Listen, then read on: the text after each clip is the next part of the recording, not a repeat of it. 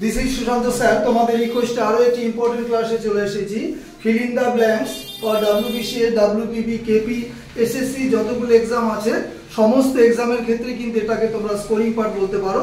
চলো স্ক্রিনশটের জন্য কয়েক সেকেন্ড সময় দিচ্ছি।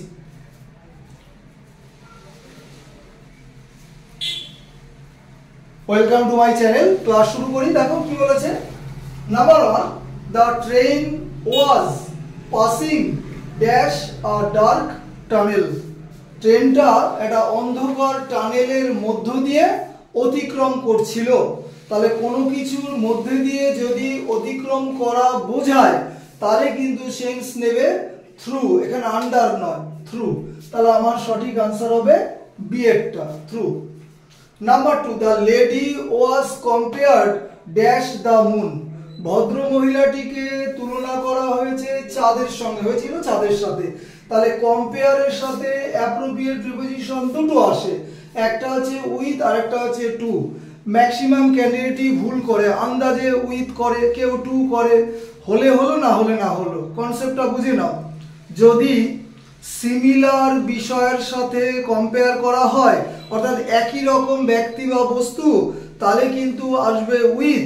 আর ডিসিমিলার অর্থাৎ বৈসাদৃশ্য, আলাদা, তখন যদি তোমার কম্পারিজনের ব্যাপারটা থাকে তাহলে হবে টু। দেখো এখানে দ্য লেডি ভদ্র মহিলা ব্যক্তিবাচক শব্দ, মুন কোনো ব্যক্তিবাচক শব্দ নয়, এটা একটা অবজেক্ট।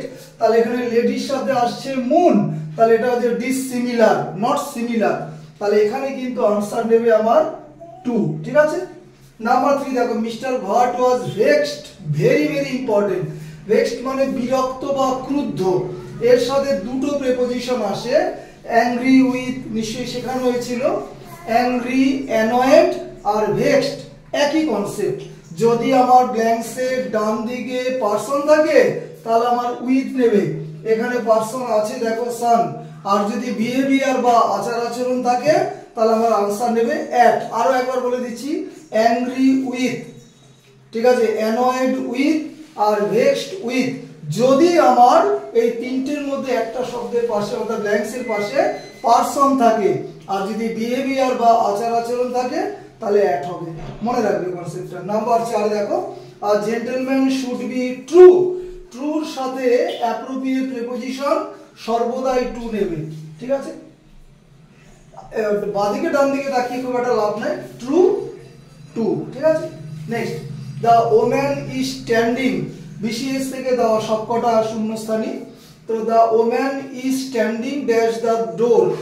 যদি অন লাগাও দরজার উপরে দাঁড়িয়ে রয়েছে, ইন লাগাও দরজার মধ্যে দাঁড়িয়ে রয়েছে, বা পাশে দাঁড়িয়ে রয়েছে, সঠিক আনসার আসবে স্ট্যান্ডের সাথে দেবে অ্যাট, নির্দিষ্ট করে বোঝাচ্ছে স্ট্যান্ড অ্যাট। ঠিক আছে। আর একটা হোমওয়ার্ক দিয়েছি, competitors dash the globe took part in the game. Option দেখে নেবে প্রত্যেকে। তো এই হচ্ছে দেখো কম্পিটিটিভ ইংলিশের ফিল ইন দ্য ব্ল্যাঙ্কস এর উপর ইম্পর্টেন্ট ক্লাস। সম্পূর্ণ ক্লাসটা আমি বাংলায় বোঝাই, সকলেই জানো। অনেকেই 1 মিনিট, 1.5 মিনিট, 2 মিনিট দেখে স্কিপ করে যায়। স্কিপ করে গেলে তোমাদের লস, আমার কোনো ব্যাপার না। আমি প্রতিদিনই ক্লাস দেই, প্রত্যেকেই জানো। কারণ ফেসবুক, ইউটিউবে যারা কন্টিনিউ আছো অর্থাৎ আমাকে ফলো করো, তারা জানো যে প্রতিদিনই আমি ক্লাস দেই। চলো ক্লাস শেষ করছি। Have a good day.